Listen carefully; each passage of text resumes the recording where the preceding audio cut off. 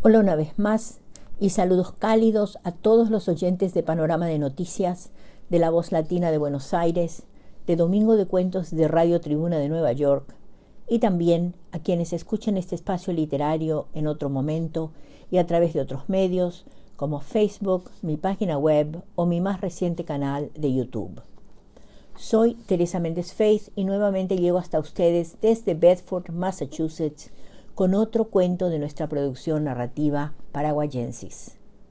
El relato escogido para hoy se titula Manso otoño con cielo de ternura y es de Victorio Suárez, distinguido con el premio Eric Campos Cervera por su libro Delante de la oscuridad, el libro de la muerte, en 2013, e integrante de la delegación de la Academia Paraguaya de la Lengua Española, que en noviembre del 2019 viajó a España para participar del congreso organizado por la Real Academia Española en Sevilla, donde se logró para nuestro país la inclusión del concepto de guarania en el diccionario de la Real Academia Española, el más importante en lengua española.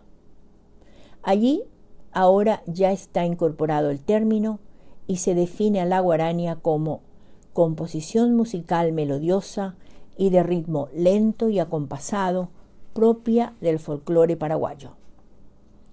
Conocí a Victorio en Asunción en 1994, hace casi 3 décadas, cuando durante uno de mis sabáticos universitarios pasé allí un par de meses, en casa de mi hermano Prudencio, en Barrio Jara, completando el doble manuscrito para la primera edición de mi entonces breve diccionario y breve antología de la literatura paraguaya.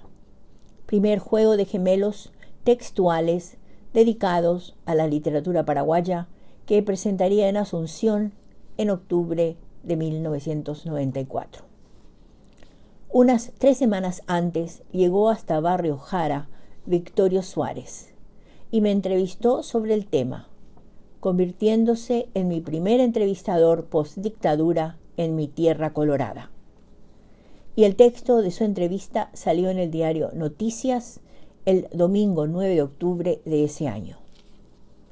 Volviendo a Manso otoño con cielo de ternura, este es uno de los 20 relatos incluidos en su primer libro de cuentos, La niña de sepia, de 2007. Narrado en tercera persona, desde la perspectiva del personaje principal, protagonista y doble del autor, Manso otoño con cielo de ternura se sitúa en 2 tiempos separados por casi 2 décadas y media y registrados ambos en los primeros 2 párrafos del cuento. Agosto 25, 1983, fecha marcada en un viejo calendario al que se tiene acceso a través del recuerdo, vía flashback, y 27 de enero de 2007, el presente de la acción, donde se sitúa el protagonista, ávido lector y admirador de Jorge Luis Borges. Como muchos de los cuentos de La niña de sepia, libro al que le tengo un cariño especial, Manso otoño es un relato fantástico, de contenido onírico, con un lenguaje poético y sensual, construido en base a sueños y recuerdos, estructurado de forma circular, donde la última línea, o en este caso el último párrafo, entronca lingüística y semánticamente con el título. ¿Por qué lo del cariño especial hacia la niña de sepia? En particular, por 2 razones. En primer lugar, porque fui quien presentó el libro, habiendo leído y disfrutado del manuscrito durante mi viaje rumbo a Asunción. Y también porque, estando ya cerca del día del lanzamiento, Victorio me cuenta que aún no tenía una foto apropiada para la portada de su libro. Le pregunté qué tipo de foto buscaba y me dijo que quería la de una niña en color sepia, foto antigua. Justo en esos días yo había encontrado un par de fotos de cuando era niña, en color sepia. Se las mostré y ahí nomás eligió la que usó como portada de La Niña de Sepia. Y esa fue la primera vez que aparecí en la tapa de un libro. ¿Ven ahora el porqué, lo de mi cariño tan especial por ese primer libro de Victorio? Como ya les conté en otras oportunidades, hay un par de cuentos de Borges que a mí me fascinan por el tema del doble, y son El Otro y este titulado Agosto 25, 1983. También hay algunos escritores ya incluidos en mi rincón radial que reflejan en su obra influencia borgiana. Indudablemente Victorio, como yo, es un gran fan de esos cuentos fantásticos de Borges, como es obvio en Manso Otoño con cielo de ternura, donde menciona 2 o 3 veces de forma explícita o implícita el cuento Agosto 25, 1983. Cuando le pedí a Victorio que compartiera aquí algo de la génesis de los cuentos de La Niña de Sepia, y en particular del cómo, cuándo, dónde nace Manso Otoño, aquí va su respuesta y lo cito textualmente. La Niña de Sepia se inicia con un relato onírico. El tiempo regresa, las diosas no mueren. Posteriormente, todos fueron naciendo casi en estado de ensoñación, una suerte de escritura automática donde el relato se vuelve surrealista y con una gran carga poética. La poesía se mueve, arranca imágenes de mis sueños y se proyecta. En Manso Otoño con cielo de ternura, aparezco yo con mis cargas profundas de hechos y dichos y sospechas sobre una muerte anunciada. Y recordé a Borges, ese gran genio que jugaba al doble y que había anunciado su muerte en un cuento que apareció en una revista argentina, Agosto 25, 1983. Aquello me había impactado, aunque Borges erró el año de su muerte. Murió años después, en Ginebra. En ese relato hay una intención de presagiar mi holocausto, que en los confines de la vida se vistió siempre de mucha fantasía y realidad. Tampoco muerto, tal vez porque a lo lejos me aguardaba un beso y un manso otoño con cielo de ternura. Entonces todo se vuelve un gran recuerdo donde la realidad es fantasía y a la inversa. Fin de esta cita.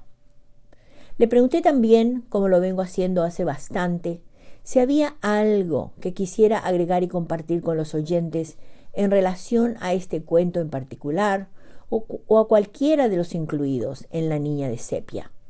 Y aquí van sus palabras tal cual. Volver a pensar en los relatos de La Niña de Sepia no es fácil para mí. Pasaron los años, el tiempo en que apareció una musa inspiradora que penetró tanto en mi ser hasta llevarme a escribir una cantidad de relatos totalmente oníricos. Fin de las citas. En fin, creo que con esta presentación, incluidos los comentarios del propio autor, ya tienen bastante contexto y los puedo dejar con el audio número 2 para que escuchen y disfruten de Manso Otoño con cielo de ternura de Victorio Suárez. Y aquí va el cuento de Victorio Suárez titulado Manso Otoño con cielo de ternura. Cuando miró el viejo y amarillento calendario lleno de anotaciones y aún clavado en la pared resbaladiza del cuarto, bajó sobre una mesita turbia la taza de café y apuntó con el dedo índice una fecha marcada. Agosto 25, 1983. Estaba señalada con tinta roja. Con la mano izquierda se arregló el cabello que le cubría la frente y encendió sus ojos saltones para no dejar escapar ningún detalle. Habían pasado casi 2 décadas y media. Un gato dormitaba sobre el tapiz añejo y una portentosa cantidad de libros y papeles embutían las rinconeras con fisonomías rioplatenses. Los aparadores subían desde el suelo hasta el techo. En un resguardo casi alejado se notaba un reloj con las manecillas detenidas y llenas de polvo. Sudó copiosamente. El felino largó un bostezo y le miró fijamente, abriendo sus pupilas cargadas de verduras. Le fermentó el dedo en el cartón ilustrado y desusado. Apenas una puerta le separaba del meneo callejero, donde las horas marchaban despiadadamente, marcando con exactitud el 27 de enero de 2007. ¡Qué diferencia de tiempo! Solamente una línea, tal vez una baldosa, separaba lo que es de lo que fue. Pero él estaba allí. Se veía entero en la serena quietud donde las polillas, las hojas amarillas y la vitrola aún guardaban el sabor de Kant, Shakespeare, Walt Whitman, Macedonio y Lugones. Allí un tango amanece inagotablemente en silencio. Es un eco delicioso que viste de luz fugaz a los fantasmas. Extendió sus pies y cubrió todas las paredes del cuarto. Se repuso y recordó de nuevo agosto 25, 1983. Se tumbó inmediatamente en una silla orlada de harina rancia y pensó en Borges. En la llegada al hotel del poeta, cuando estampó su nombre al lado de una firma cuya tinta fresca registraba al otro Borges. Había alusiones de que el más joven partiría con una elegía en su boca en el plazo previsto. Trató de recordar más y calculó que el Borges más viejo se había equivocado, porque el más lozano partió definitivamente en 1986, a los 87 años, después de sellar un beso añil en la mejilla de Kodama. Fue en Ginebra, donde pidió que lo enterraran, pensó. Después se levantó y limpió el hollín que impregnaba unos manuscritos castigados por el abandono. La máquina de escribir había enmudecido y un papel carbónico reventado cubría tenebrosamente sus teclas gastadas. Allí quedaron soterradas las palabras. Un embrión de versos y una larga narración invocaba señales incongruentes. Entre los periódicos amontonados, uno concretamente anunciaba esa mañana el casamiento de Borges en Paraguay. Pero todos habían partido del lugar. Nadie señalaba el camino. Sin embargo, todos parecían estar ahí. Se arremolinaban en el silencio, en la vaciedad del aire. Escondían sus rostros en el polvo de los libros y en los óleos quebrados que, cansados de colgarse, terminaron en el piso. Él era un ser fantasmal para los fantasmas. Su soledad lo llevaba al desdoblamiento del poeta ciego. Por eso marcó la fecha del calendario que aún sigue colgado después de casi 24 años. Le había ocurrido lo mismo.